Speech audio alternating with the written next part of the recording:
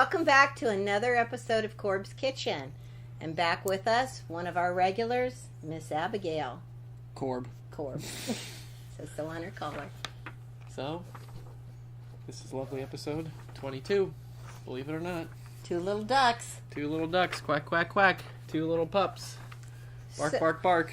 So, today, I'll give you a little history about why we're making what we're making today. Good idea. Can right. Write that down on a professional script here.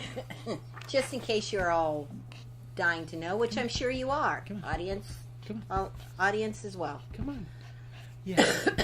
We have made 2 trips to a little town in Colorado called Frisco. And in Frisco, there's this little... old man that sits by the sea. little delicatessen that serves chili among sandwiches, hot dogs, and many other things. On our trip last year, Ethan found it, loved the chili, tried to find a recipe for it. Couldn't do it. Chili in Frisco comes up San Francisco, and so chili couldn't do cook-off, San Francisco. Chili's in San Francisco. Chili cook-off in Texas. Sorry. Couldn't figure it out. Still suffering from my cold. Anyway, we went back not too long ago and found it. Couldn't even remember the name of it, but remembered where it was. And Ethan had... It was still open? Yep, and you had, 24 ounces of chili that day. So, I dream about it. He dreams about it. So, we are going to try to make a chili. Similar. My co-host is not a tomato fan, although there is a little tomato in this, but it is crushed, so by the time you add everything else... There's no gross big chunks because... it's all ground up and crushed. Normal people don't eat tomatoes. Only So, freaks do. So we're making, as we said, we're making chili for those cold days. For all of you, those cold days, because obviously we're not going to have a winter here. So cold day is not necessary. Cold day food is not necessary. So, and I've already said I'm sorry, I can't stop coughing. So I already told us what we were going to make, and that was your line. Okay, so... You going to read mine? No, because this one's better. All right, so we know that you are fascinated, in love with our jokes, our puns, our... The only reason worth watching. Yes. That's what we hear. And unfortunately, we couldn't find anything to do with chili. Nothing worthwhile besides chili pepper. So, in case you how can't about this? If you're chili, then you just need to eat some chili. Well, I'm done. Bella slept through that, and Abby's trying to... Let's look at this trying other to joke. leave. This other nice joke here. This is a great meal for your friends, significant other, because nothing says I love you like sending them to the bathroom all night. But hopefully that will not happen with this episode, or this batch of chili, because there are no beans in it. But cheese does it too. Cheese is more the other direction, should be, unless you're lactose intolerant. Anyway, so there you go.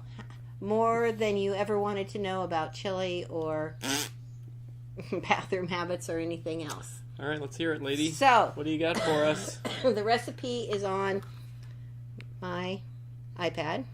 SmokersAnonymous.com. Yes, exactly.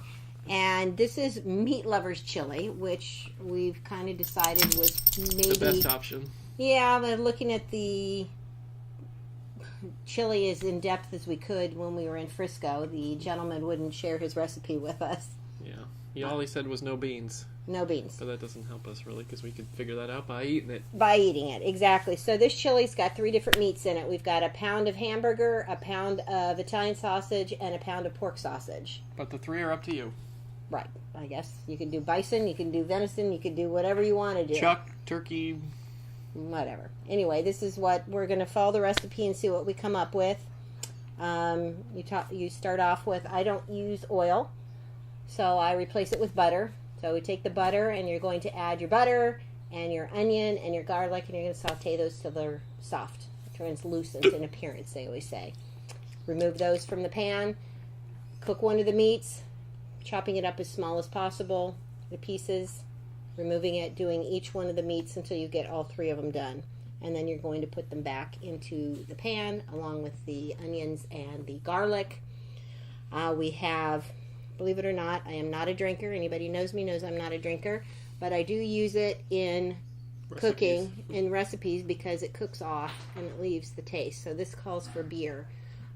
We'll see how it goes with that. We have crushed tomatoes. We have all of your spices, and you're going to add all of that together into the pot. And let's see. Instructions? Yes. And so then you're going to cover the pot and you're going to let it simmer for about an hour. Thank you very much.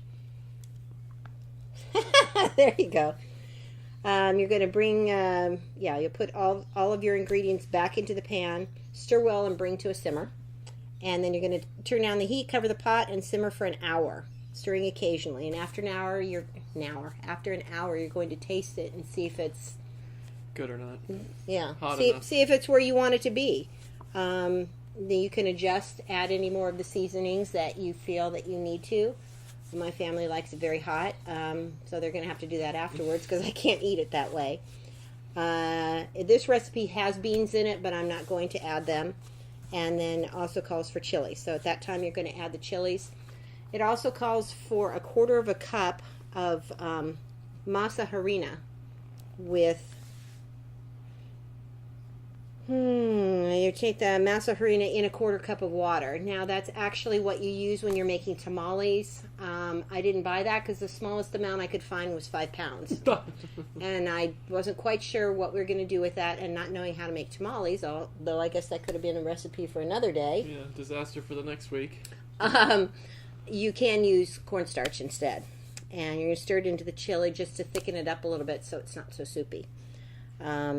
Again, simmer for another hour, and then at that point you're going to taste it again and see if it's where you want it to be, adding more seasoning as you go.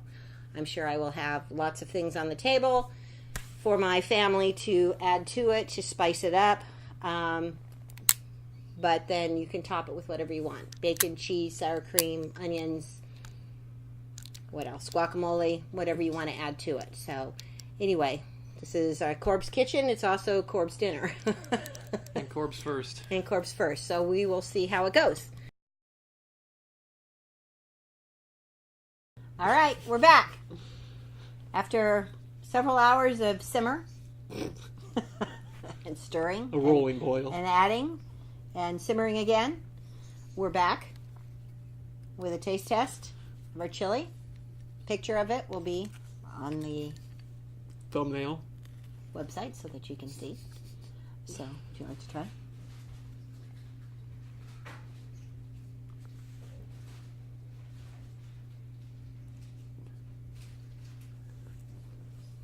We're gonna toast. We're gonna cheers these chips. Think.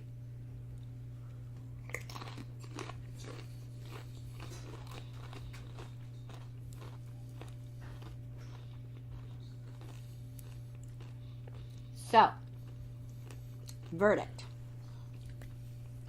is this. It wasn't the one that we got in Frisco. It was good. It was good. But as I said before about the beer, that's the predominant taste in this chili recipe. So, if you want to add beer, don't add as much as the recipe says. Or don't add it at all. Or don't add it at all. Or, I don't know, one from another, so perhaps what I used was too strong. I don't know. But anyway, after you've been eating it, you don't taste it as much, but it is one of the, it's one of the predominant flavors in the chili. I will say it is good. I'm saving it to eat it later, a later time. Put it on whenever you want. Nachos, bread, grilled cheese, baked potatoes, hot dogs, hamburgers. Yeah, exactly. So anyway, that was it for this week. It was tasty. It was dinner. And we'll see you here next week.